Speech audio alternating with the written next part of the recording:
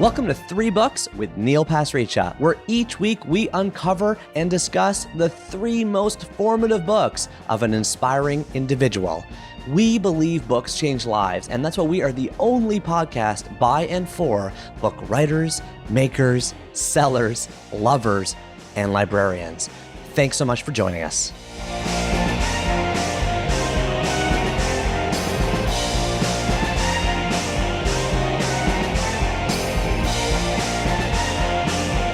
Hey everybody, it's Neil Pasricha, and welcome to the first ever episode of 3 Books with Neil Pasricha, the only podcast by and for book makers, sellers, lovers, and librarians. We are a book podcast all about discovering the 3 most formative books in the lives of inspiring individuals. Who's on the show? Well, it's going to range. We're going to have best-selling authors. We're going to have heads of big book companies and indie bookstores, people in the publishing industry, and people who are, by our definition, inspiring people. Every single episode, we will uncover, discuss, and kind of open up the 3 most formative books to that person's life. To kick things off, we did something a little different. This episode 1, is a conversation in my basement with my wife, Leslie, talking about the hopes and dreams and wishes and just the ideas behind this podcast, what it means, what the values are, and what it's going to hopefully represent. If you are brand new to 3 Books with Neil Pasricha, I actually maybe don't recommend starting here. Just scroll through the list of episodes and find one that you think is interesting. That will give you a nice flavor of what the shows are like and how we pull out the themes and so on and what we try to do. But if you think you want to start from the beginning, if you're a completist like me, if you're a maximizer like me, if you just got to start at the beginning, then this is good because this will take you through the journey of what this podcast is. Oh, and one other thing before we start, you will notice that as the show keeps going, I will move to one of your ears, probably your left ear, and my wife Leslie will be in your right ear. I recorded it this way on purpose, 2 different channels, 2 different microphones, 2 different sides of your ears or of your car, if you're listening to it in your car or wherever, on purpose. Because you know what? I think of these conversations as conversations. I want them to feel intimate. I want them to feel like a chat on a couch with 3 close friends. You're one of the friends. I'm one of the friends. In this case, Leslie is one of the friends. I want it to be intimate, and I want you to feel like you're in the middle of this conversation. You are thinking, it's the theater of the mind, you're participating. You can call me after or write a note if you want to talk more about it, but that's why you'll hear the voices in 2 different ears. And I hope you enjoy the conversation I had with my beautiful wife Leslie in our basement after we put our kids to bed. Enjoy.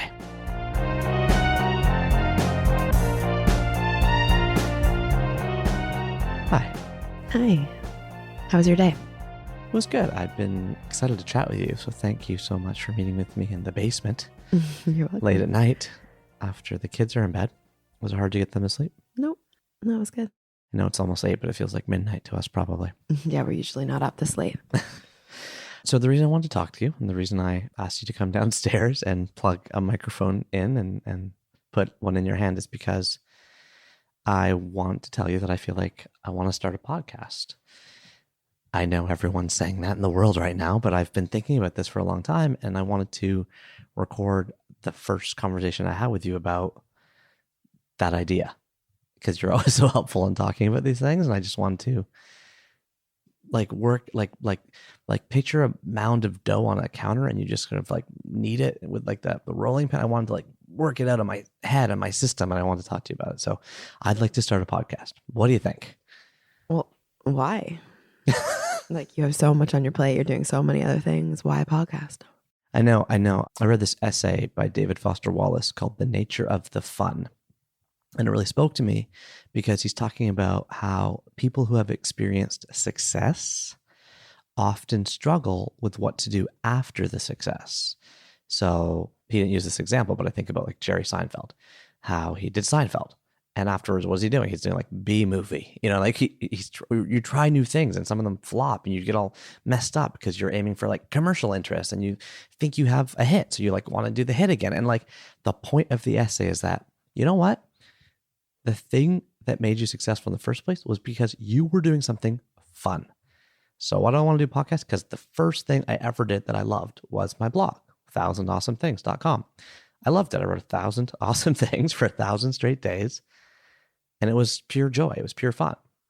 That prompted everything else, the Book of Awesome, all the hits after that. And I'm like looking for something that's just fun. And the reason I want to do a podcast is because if I think really, really far back into my life and think about the thing I love the most, it's books. I love reading. My mom used to take me to the library every Saturday morning, and I just desire books more than almost anything else in my life. I think life is too short to live one life. There's that famous quote from Game of Thrones. It's like, a reader lives 1,000 lives before he dies, and a man who never reads lives only one. So I want to do a podcast.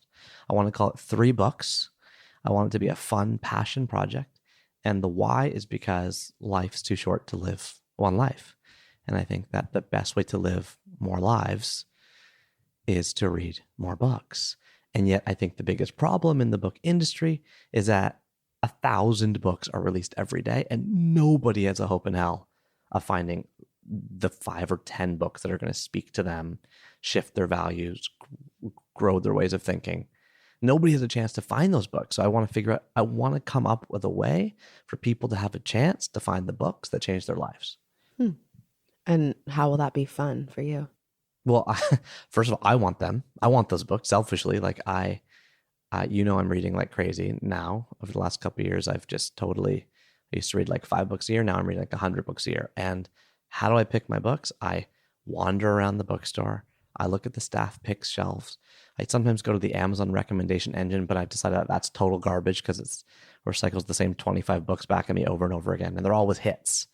I have no hope of finding a good book. And then if I find a book that really changes my life, or I talk to people about who have done that, they always say, well, somebody told me to read it. Like, it's always word of mouth. So I'm like, we find our best books from word of mouth. No one says like, oh, the recommendation engine really worked. That algorithm really, gave me the good winner.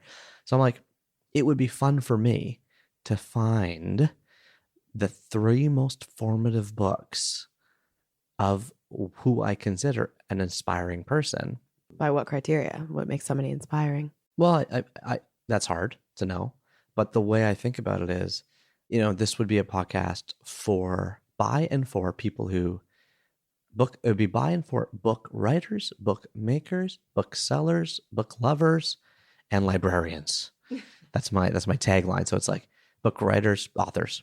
I find authors really interesting. I don't know any interesting person who doesn't read. So right away that's a criteria. Then I think in this book industry, which is I think a pretty small industry, you've got people who write books, the people who publish them. So that whole world, which I don't know very well, but of literary agents and publishers and editors and all that stuff. And then you've got the booksellers, the people I see and interact with in the bookstores, the people who love books, not the ones that just go in at Christmas to buy a book for their mom. Like, those people are great.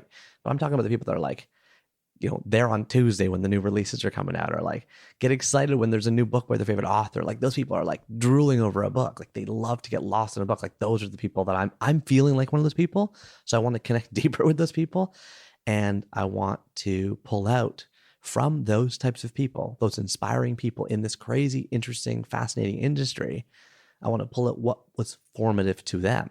And what's inspiring, to answer your question, I don't know. I feel like I don't know the criteria. I don't know if it is a set criteria. I feel like it's Gretchen Rubin. She wrote a bunch of great happiness books that I find fascinating, that she's done super well. I'm like, it'd be great to talk to her. It's Frank Warren, who runs Post Secret, the largest blog in the country, 6 New York Times bestselling books. He's fascinating. It's Amy Einhorn, the editor of The Help and The Book of Awesome, and all these incredible books. Amy Sedaris's books. It's people like Jim Levine and Aaron Malone, and like these literary agents that their whole job is to take in like the vast gamut of huge piles of stuff people write, and from that pick out the gold, take it to editors and sell it based on their own how they do it. Like, I find these people interesting. I find them inspiring. I find they're creating the conversation around the world of what we're all reading.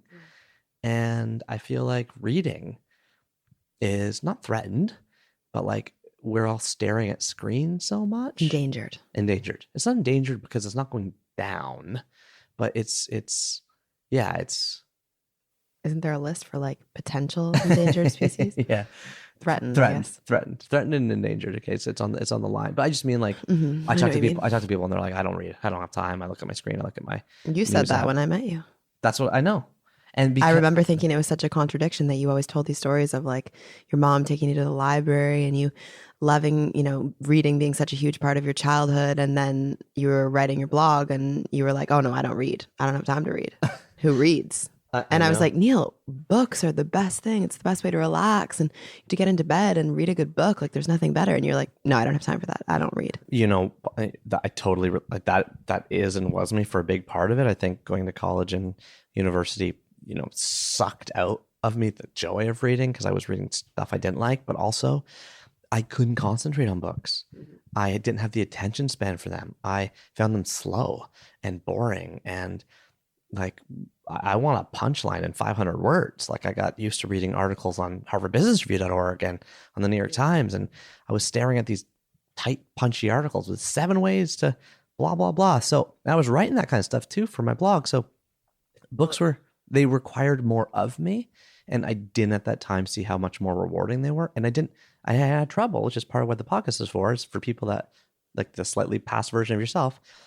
I didn't know how to find books because there's way too many of them. Yeah, I think no like chance to find them. One of the other questions I was going to ask you is like how this ties into your other work. And I think it's kind of interesting to think about how, when you were writing your blog, you were trying to find ways to focus on happiness, but you weren't actually feeling happy yourself. Yeah. And you weren't reading.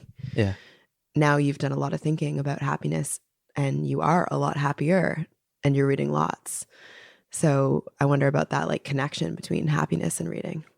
Yeah. And whether that has anything to do with your inspiration or whether it will inform what you do with the podcast. Yeah. And I feel like in some sense, wherever you are in your life, you can look backwards and you can, there's a ton of scribbly, dusty paths leading to where you are today. And you somehow see a straight line, So today I'm 38 years old. I look back on my life and I'm like, oh, clearly $1,000awesomethings.com led to the Books of Awesome, which led to the happiness equation and the TED Talks and all these speeches about happiness. Like that's clearly one big path about happiness, but really, I don't know where the path is going. I'm still in the middle of the forest. I'm still trying to discover that journey myself. Totally. But even simpler than that, we know that books do improve happiness. Oh, reading is a really good happiness practice. Totally. Yeah. I just read a study the other day that was saying how reading a book works better than going on a walk, works better than talking to a friend. Like it actually changes the pace at which your brain is going and can help you get out of a bad mood and help you feel calm. And we see that in our own lives, like we use our books at night sometimes when we're feeling anxious or tangled up, and it really like helps us calm down. So yeah, of course it's a really great thing that books allow us to like live other lives. They also potentially let us live our own lives better. Yeah. Yeah, that's true. I feel like that is a really natural tie. If people are reading more, they're also likely to be happier. Yeah. And that gets back to like what are they reading? Like if it's if I only live 30,000 days, which is the sort of average lifespan right now for people in North America, 30,000 days. And let's just say in that 30,000 days I'm able to read pretty aggressively, but let's say I'm able to read 1,000 books. I read one book every month of my life. Okay. Every 30 days I read one book. Then it's like, it's really, really, really important that I choose as best as possible the right 1,000 for me. Like I don't have that much time. Even if you think about reading in minutes more than reading in books, then which, 100 minutes would you rather spend? The 100 minutes on, reading the news, or the 100 minutes on reading books that could potentially impact your life? Yeah, totally. You saw that article I wrote last year, 8 ways to read a lot more books. And the first thing I said was, you got to cancel, and it's hard for me. Like I struggle with that. Like you got to cancel all your magazine and newspaper subscriptions and delete every social media app on your phone. Yeah, or even for me, it's just like all the emails I get from everybody in my community, which I love, hearing from people that I'm working with or from my family or friends with, articles that they're suggesting that they think I would like to read. But then at the same time, like someone else is also choosing what I'm going to read. Yeah. I'm not choosing it. Yeah. You know, and sometimes that's good because it diversifies what I'm reading. But I mean, like lately I have been listening to an audiobook. You know how, like I told you, I'm listening to that How Toddlers Thrive. Oh, yeah. And it's on audiobook, which is amazing because I don't even feel like I'm sitting down and reading, but I'm actually like consuming so much information from this really wonderful book. And I've chosen it, and I'm investing 8 hours into listening to this really great book that's totally informing how I parent the kids. And I'm liking that, instead of it being like my parenting reading just being random articles that people are sending to me because they know I love parenting. It's like, I chose this book. I researched which one I wanted to read. I'm investing time into it, and it's feeling like then I'm impacting my brain in the way that I want to, which feels really good. It's much more intentional, and living intentionally is getting harder to do. Yeah. And more dimensional. There's like a million ways you can be intentional about your life. You know, like, and you just frankly can't be intentional about your life in all of the many ways that it's so in style to be intentional about your life right now, because there's not enough time in the day to think about all those intentional ways. Like, you know, are you going to be vegan or local, or, you know, live sustainably, or not read the news, or, you know, have a flip phone instead of an iPhone? Like all of these different ways that we're being encouraged to be intentional and conscious about the way that we're living our lives. It's just like stops you in your tracks if you're trying to do all of them. So then I guess you got to be intentional about how you're being intentional. Well, and that's part of one of the values I want this podcast to have, is being super respectful of people's time, truly believing that in an era of infinite choice, the value of curation goes up. The idea that in a 30 or 45 minute, maybe 60-minute conversation, you could press a button, hear and find out the 3 most formative books of a person that you already look up to. Which, and by the way, heretofore, you may have never, like, you wouldn't have known what those 3 books were that shaped that person. You might decide to read one of those 3 books. It might be your summer read or your read of your Christmas vacation. And it may substantially alter or change you in a way that you can look back and say, holy crap, like, thank goodness when I was 24 years old, or when I was 52 years old, or when I was 78 years old, I read Man's Search for Meaning by Viktor Frankl, because I heard about it on that podcast, or whatever that book is. Yeah, in a way, the books become like almost like teachers in our adult lives. We look back on our time in education and we think about like that course that teacher taught us and how it totally like made us sidestep in a different direction in our lives. And these books can do that too. Totally. And they have done that for people, which makes it really, you know, more likely that they would do that for someone else. Yeah. It's interesting because I that's exciting. It's exciting to me to think about doing that for people and for myself. Like, I feel like it's a limited time thing. I really want to, and I'm thinking before each of these conversations, I would actually have a pre-conversation with the person, like a quiz or a something where I tease out what the books are before the conversation. Then I read them all, and then we have a conversation about the books themselves. So I want the books to be the hero of the conversation. There's so many podcasts out there. I've been on a lot of those where it's like 2 talking heads, and the talking heads are the heroes. You're so great. How'd you get so great? Oh, that's so great. That's so great. Like, I don't necessarily care about the person. I care about the books. I want the books to be the hero. And at the same time, in addition to curation being a value and the books as hero to be a value, the other value I'm thinking about a lot, which I really want to be careful about, but I really want to make sure it works, is being non-judgmental.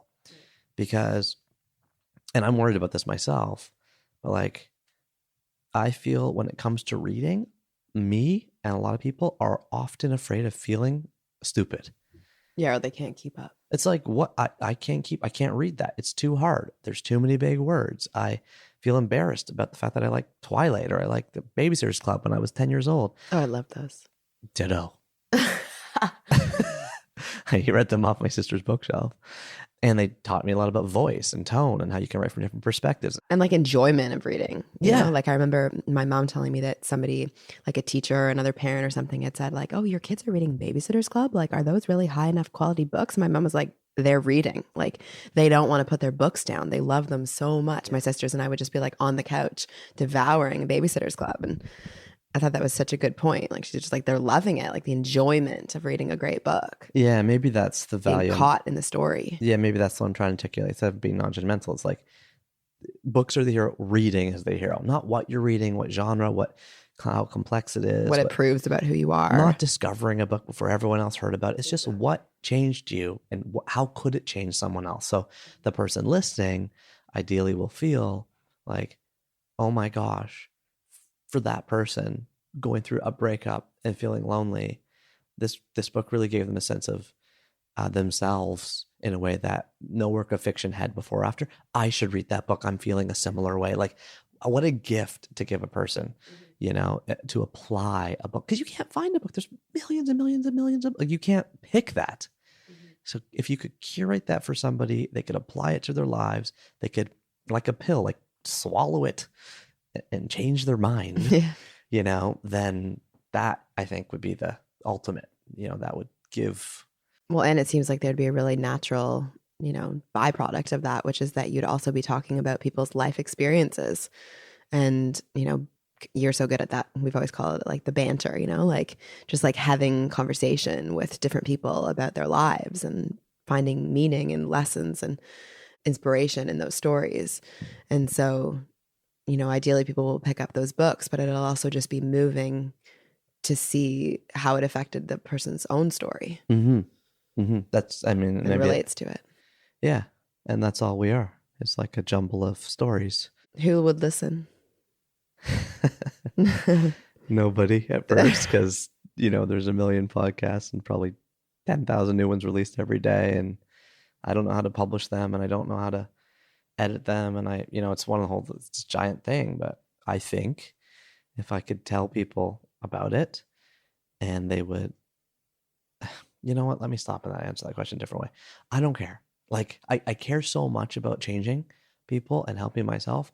But I think if I focus inward and I always make this project about me, selfishly serving myself in a fun way that I enjoy the conversations, then it will naturally attract an audience that I don't have to measure and poll and studiously look at the analytics. It will just organically attract the people who are like me, interested and attracted to it. You always said that about 1,000 Awesome Things, right? Like, I remember whenever you'd be in a writing hole, you'd be like, I don't know what to write. Maybe I should write this. Maybe I should write that. And we'd have this long conversation about it. And then at the end of it, you'd always say the same thing, which is the posts that I write for me are always the best posts because I have fun writing them and people can just feel that excitement. And that's what makes them good. Like Old Dangerous Playground Equipment was, you wrote it for you. I wrote it for me. And like that blew your blog up.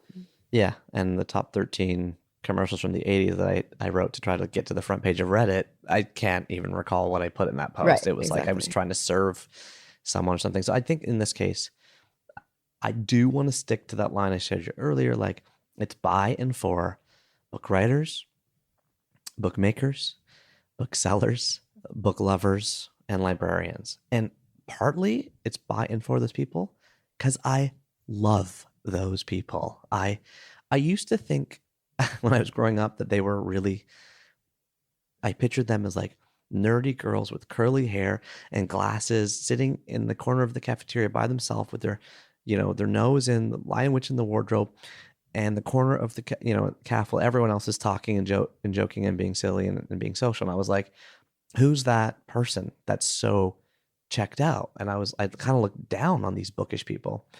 And as I've gotten older and gotten to know them and gotten to realize that, like I said, every interesting person I know reads, I now realize that, wait a minute, the people that write, that can actually cogently like articulate the thoughts in their mind that are floating around like we all have, but put them into something, and the people that can like pick the best of those, and the people that can like, kind of ship and send those to a place where other people are like actively and excitedly selling ideas, and the people that take those ideas home and like swallow them and devour them and make them into, soak them into their idea. Like, those are the best people in the whole world. Like, I love those people.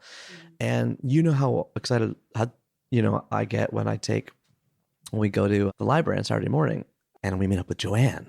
You've heard me talk about Joanne. Yeah. Joanne is the children's book librarian at the downtown. She just came up in my work the other day. It was so weird. Such a small world. Somebody was saying like, oh, the best librarian in the city is Joanne. She's the best librarian in the city because I went in there. And I'm like, oh, I know her. She's always so amazing with Neil and I and the kids. Yeah. And I was like, So I'm obsessed with this librarian because She's so cool. she recommends the best possible Apparently books for she's us. an author too. Oh, really? Yeah. I should get her on the podcast. Yeah, there we go. Welcome, Joanne. if she'll have me. What do you think? I mean, so but I have worries. Like, I told you about, like, I feel like looking stupid. I feel like, you can almost flop after successes. And it's also, I don't know how Seinfeld feels about B-movie, but maybe it led him to comedians in cars getting coffee and let him, you know what I mean? Like, these things are all part of the path, but I also worry that I'll talk to very literary authors that I look up to, and I'll suddenly realize that I know nothing. I worry that I'll be like, oh, your favorite book's The Count of Monte Cristo. Like, I couldn't get past page 50 of that. Like, I'll constantly be out of my element on the actual things that we're trying to talk about. Right. But I mean, like, I don't know that the podcast would really be that interesting. At least it wouldn't be interesting to me if it was just like recalling what the book was about and like doing a book study. Like, that doesn't sound like what you're talking about. Yeah. You're talking about, like, why did they read that book? Why was it formative? How did it affect their life? Who would it be good for? And the stories that come out surrounding those questions, which I think would be much more interesting and captivating than it being like a grade 11 English class on the book. Yeah, no, totally. That's a good point. And books, the beauty of those kind of conversations is that books touch a wider range of emotions and thoughts than anything else in the world. They can touch those emotions more than I think film can or TV can or a conversation can. Like, you just get into it's so private too. It's so private. It's so self-satisfying, and like you're just, it exists in your brain. Theater of the mind. Yeah, and that is what the podcast will hopefully be. No, and if there's anybody that can have those conversations with, all different types of people, it's you. Like, I think of, at Christmas dinner when, like, I'm kind of small talking in the kitchen.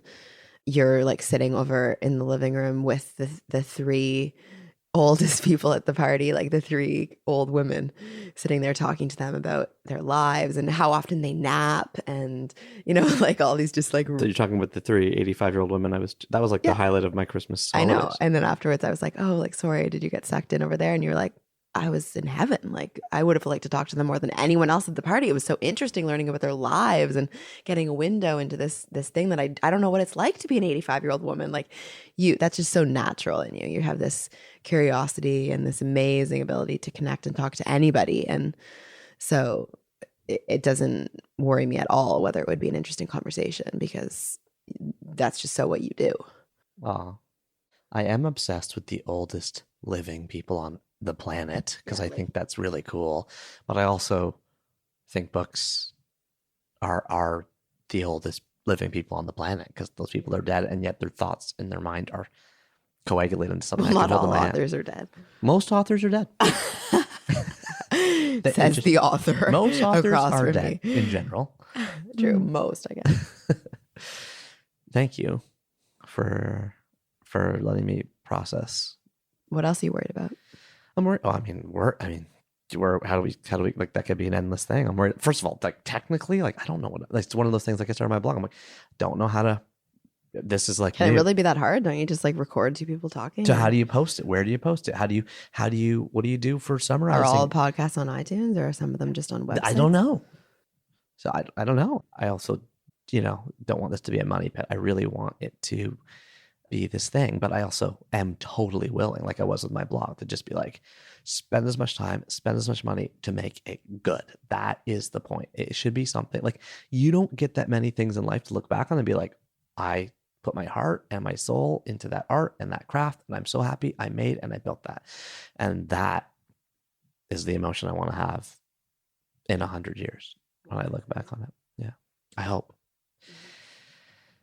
Any other words of wisdom to push me on this path, or you think I'm going to be okay? No, I think if you do something that makes you happy, then it usually always leads to something good. Yeah. Even if it's just the self-discovery. Like masturbation in general. No, but just like, you have to follow your heart. You have to do the things that make you happy, the things that you enjoy, and those lead to more things that you enjoy. And, who knows whether this will be your next big success or whether it'll be an experiment, but either way, it'll be enjoyable if it's something that gives you happiness. What other fears do you have? Here's one.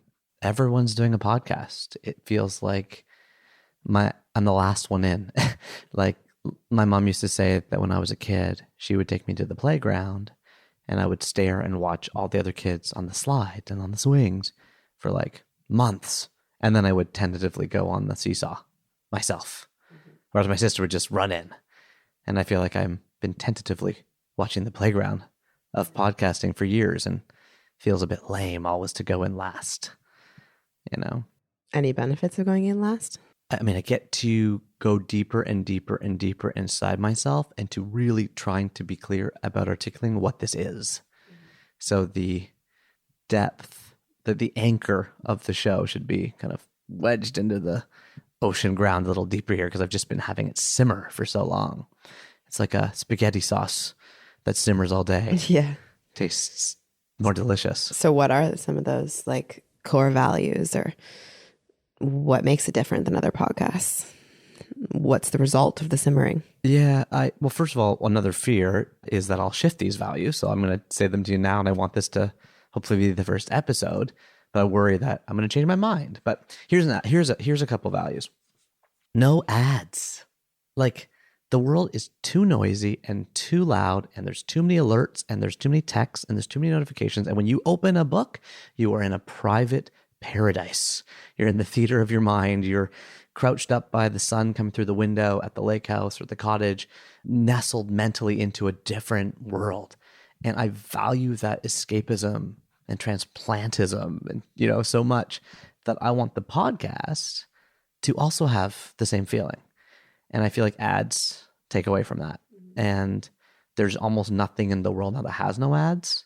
And there's almost no respect for having no ads anymore. It's almost like, oh yeah, they're just hustling. But I'm like, no, I don't want ads. I think ads are annoying. I don't like the idea of selling Blue Apron frozen meals in the middle of talking about, taste with Malcolm Gladwell. Like, I don't want to interrupt that. So that's a big one for me. And I also think ads make you beholden to ads. Like, if I have ads, then I'm suddenly having a publishing schedule and I have to make sure I don't offend the advertiser. And I'm kind of like, got to keep it going because the ad money's coming. It's like, I don't want to have that creative pressure. Mm-hmm. But another value is I do want to have the creative pleasure around scarcity. So like, let me put this a different way. We're on the planet maybe 30,000 days. Okay. They're finite. They don't feel finite, but there's a limited amount and then you're done. And with my blog, I counted down 1,000 awesome things over 1,000 straight days. I want the podcast to have a similar finite feel.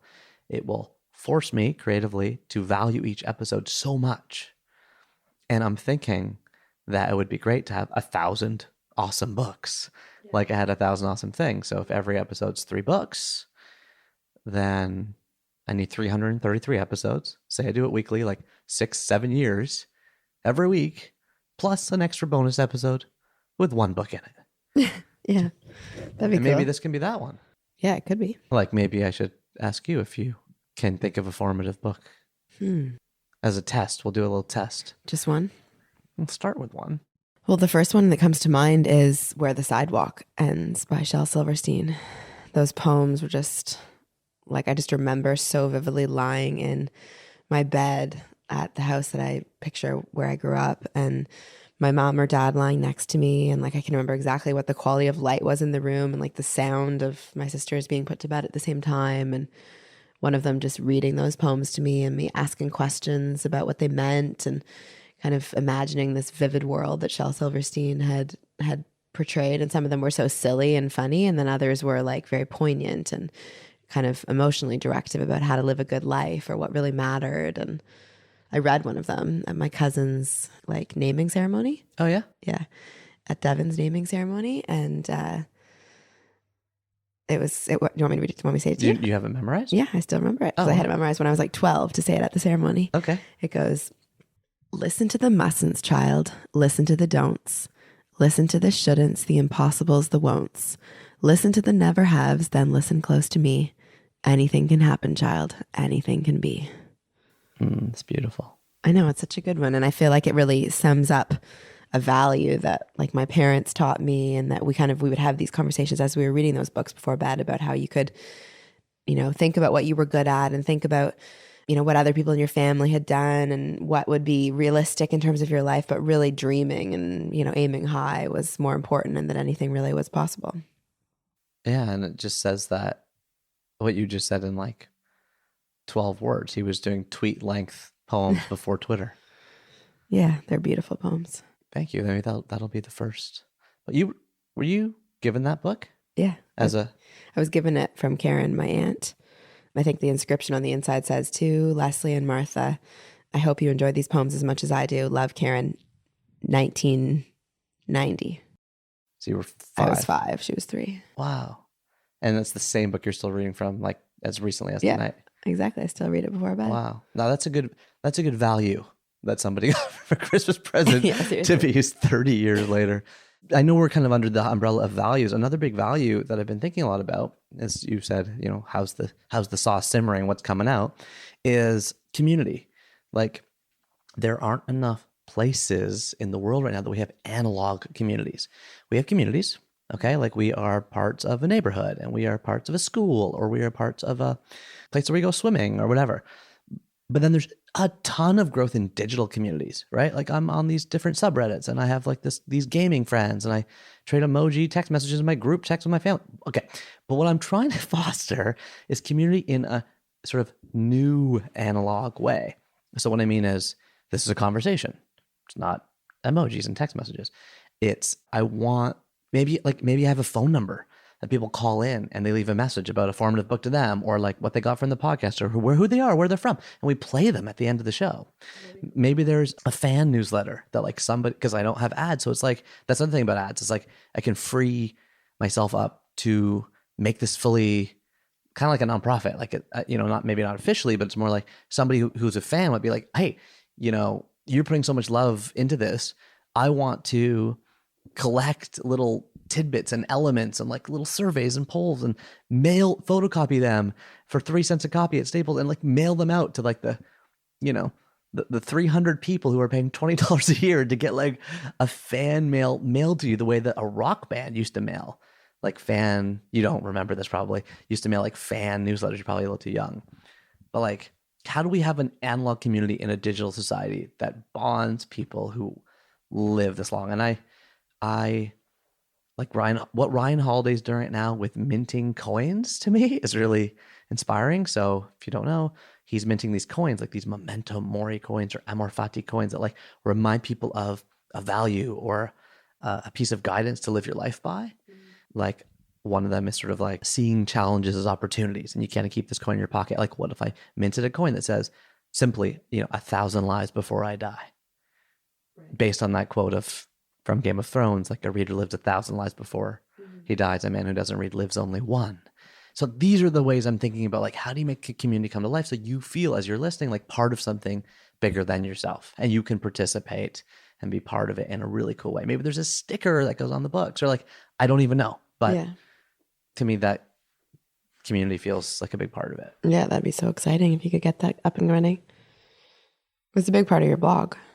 Yeah. All the commenters. Yeah, almost accidentally, because I left the comments open and then it was just friends commenting and then people, then I always thought people were going to like spam it and write hate mail and all that, but people kind of were respectful. And like had comments to each other and like there was like a community that really developed to know there. each other, and then we tried to all get together and it turns out nobody lived anywhere close to each other, but it was there.